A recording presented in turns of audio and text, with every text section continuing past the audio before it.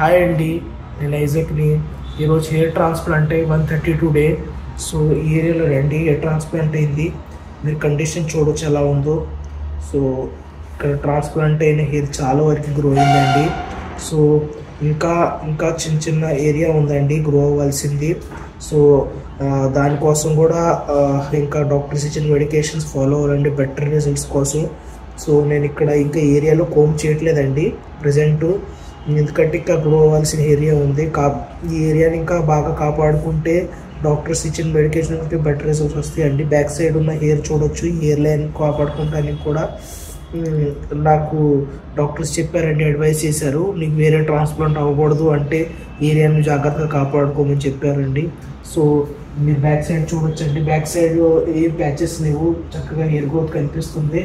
So this is the condition of 132 day. Thank you Johnson and his team. See you next vlog.